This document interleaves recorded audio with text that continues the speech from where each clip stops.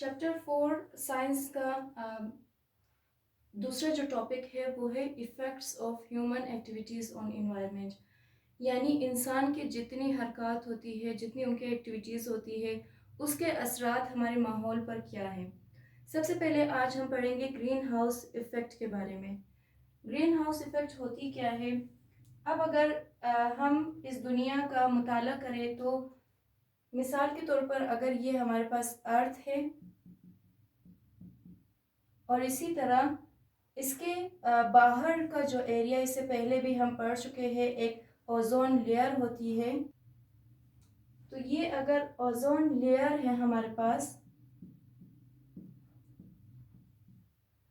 अब ये अर्थ है, ओजोन लेयर इसके गिर्द मौजूद है।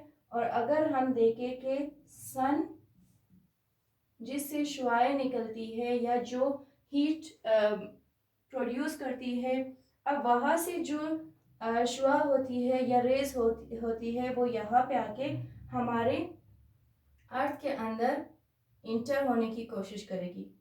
ठीक है, तो अगर इंटर होने की कोशिश करेगी, बास ऐसी शुआएं होती है या लेयर्स होती है जो कि अर्थ एब्जॉर्ब कर लेती है। सन से जो रेज निकलती है वो अर्थ एब्जॉर्ब कर लेती है। और बास ऐसी यानी जो बाकी मानदा आप कह सकते हैं कि रेडिएशन होती है या अल्ट्रा वायलेट जो रेज होती है वो हवा में मौलिक हो जाती है, यानी उनके साथ मिल जाती है और इसी तरह प्रोड्यूस करती है हीट को। हीट प्रोड्यूस करने के लिए क्या चीज़ होती है? Carbon dioxide, oxides of nitrogen होती है, मीथेन और इसी तरह वाटर वेपर्स, यानी CO2, carbon dioxide, oxides of nitrogen है हमारे पास। ऑक्साइड्स ऑफ नाइट्रोजन भी आपने पढ़ लिया है। CH4 यानी मीथेन है और वाटर वेपर्स।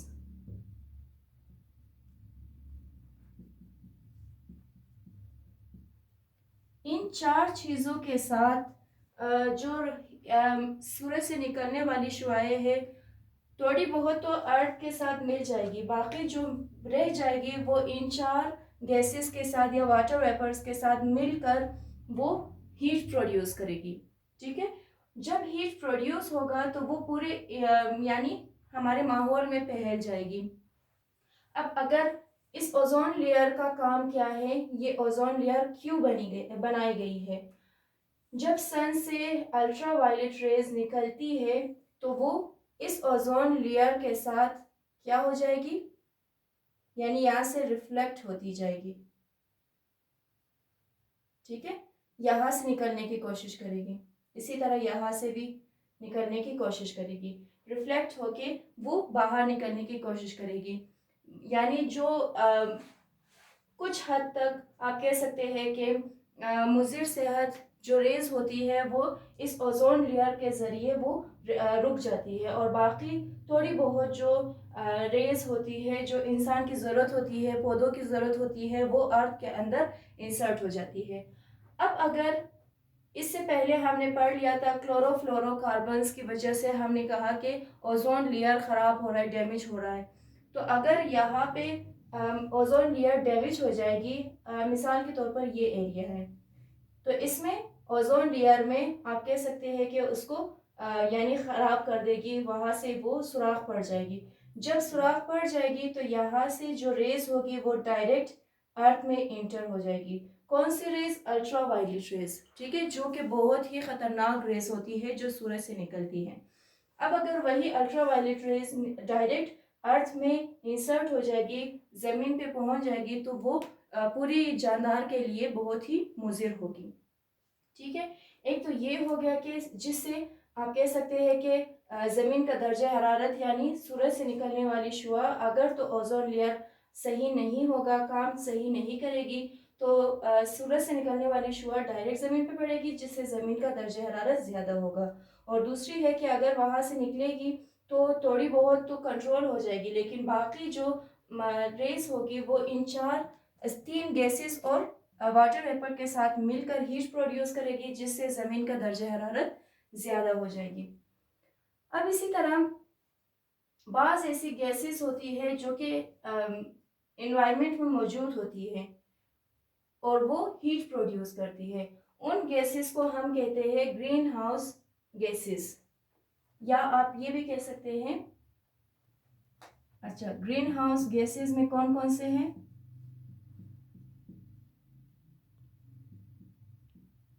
इनमें आपके पास आएगी चंद एक गैसेस है जो कि मौजूद होती है हमारे इन्वायरमेंट में, और इन गैसेस की वजह से हीट बहुत ही ज़्यादा होगी, ठीक है, यानी हीट वो प्रोड्यूस करेगी। यही गैसेस आपके पास जो कार्बन डाइऑक्साइड है, ऑक्साइड्स ऑफ नाइट्रोजन है, मीथेन है, या वाटर वेपर्स है, इनको आप कह सकते हैं कि ये ग्रीन हाउस गैसेस है जो कि ज़मीन का दर्जा हरारत ज़्यादा करने में अहम किरदार अदा करती है। सही। तो एक हो गया ये वजह के जिससे ज़मीन का दर्जा हरारत ज़्यादा होगा। अब ग्रीन हाउस इफेक्ट क्या है? अच्छा, ग्रीन हाउस इफेक्ट क्या है? हमने कहा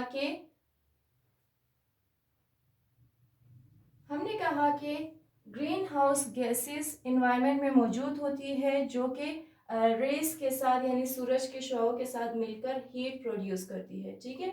तो इसी मरहले को यानी प्रोडक्शन ऑफ हीट को हम ग्रीन हाउस इफेक्ट कहते हैं। अब ये जो ग्रीन हाउस इफेक्ट होती है ये पूरी दुनिया में मौजूद जितने भी जानदार हैं उनके लिए बहुत ही ख़तरनाक साबित होती है। यानी अगर ज़मीन का दर्जा हरारत बढ़ जाएगा तो इंसान जो एक माहौल में सरवाइव कर सकते हैं, मिसाल के तौर पर अगर कोयटा के रहने वाले लोग हैं, क्योंकि यहाँ पे मौसम ज़्यादा गर्म नहीं है तो यहाँ के लोग कराची में सरवाइव नहीं कर सकते। इसी तरह अगर सिब्बी के लोग हैं, वहाँ पे अगर गर्मी बहुत ज़्यादा है तो वहाँ के लोग सिब्बी में ही सरवाइव कर सकते हैं, वो ज़्यादा सर्द इलाकों में सरवाइव नहीं कर सकते। तो इसी तरह अगर ज़मीन का दर्जा हरारत ज़्यादा होगा तो लोग एक जगह पे जहाँ पे गर्मी ज़्यादा होगी वहाँ पे सरवाइव नहीं कर सकेंगे और वहाँ से उन्हें मजबूरन किसी और जगह पे हिजरत करनी पड़ेगी।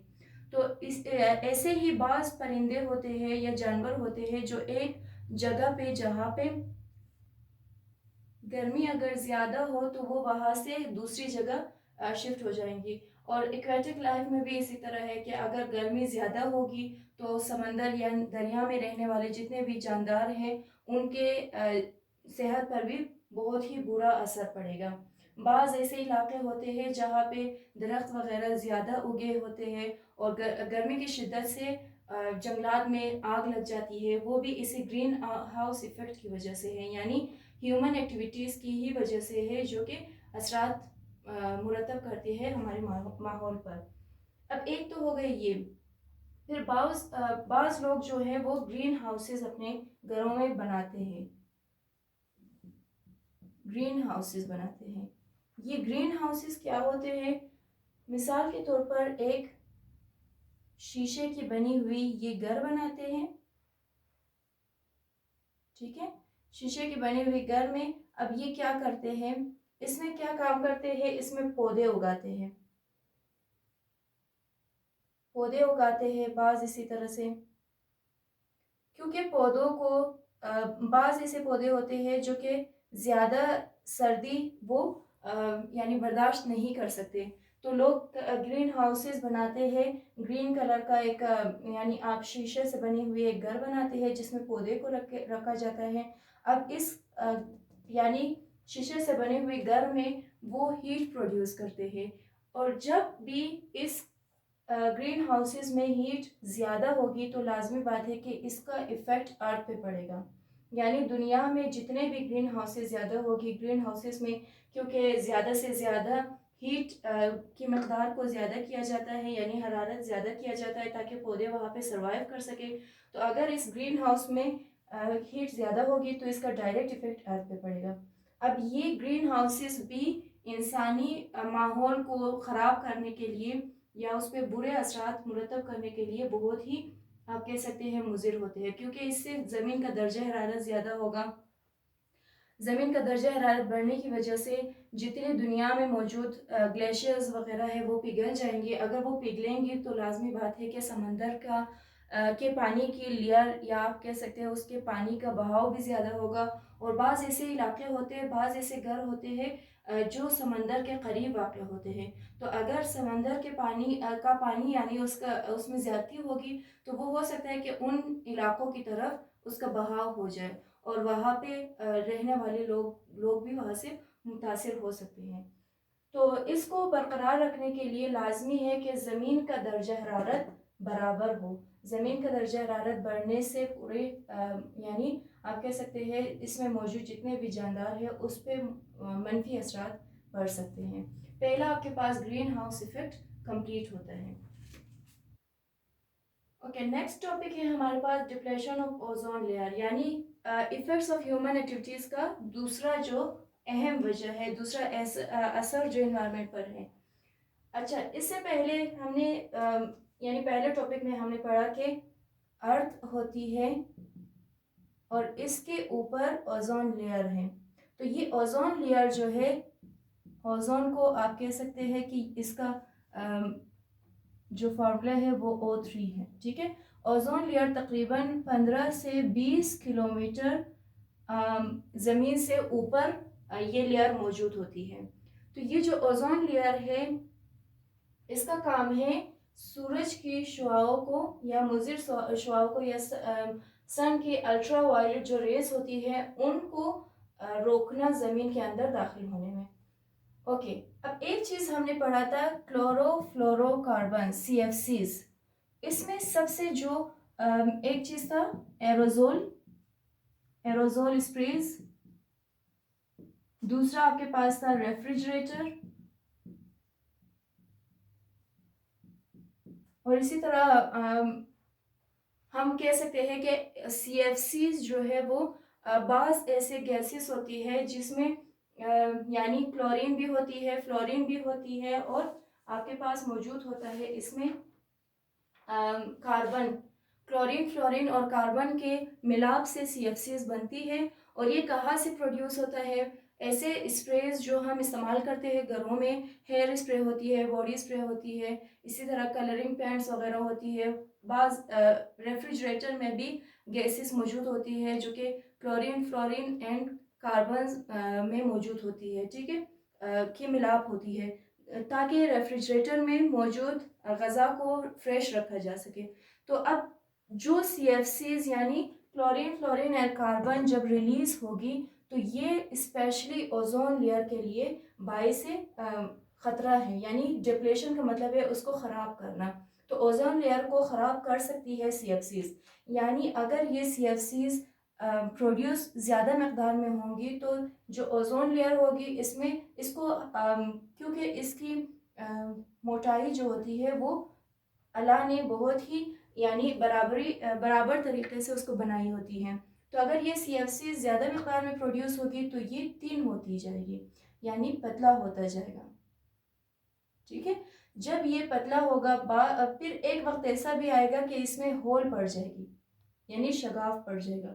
तो ये जो अल्ट्रा वायलेट रेज होगी ये डायरेक्टली उस होल में से अर्थ के अंदर दाखिल हो जाएगी। अब अगर अर्थ के अंदर ये दाखिल होगी तो इससे पहले टॉपिक में आपको मैंने पढ़ाया कि जब सन के अल्ट्रा वायलेट रेज अर्थ के अंदर डायरेक्ट दाखिल होगी तो बहुत सारे जितने भी जानदार है दुनिया में मौजूद उनके लिए ख़तरे का बाइस है और इससे अर्थ का टेम्परेचर भी ज़्यादा होगा। और बाज़ ऐसी डिजीज़ भी है जो इंसानों या जानवरों में पैदा हो सकती है, जैसे कि स्किन कैंसर हो सकती है, आई के स्किन की बहुत सारी और भी डिजीज़ हो सकती है, आंखों की बीमारी हो सकती है।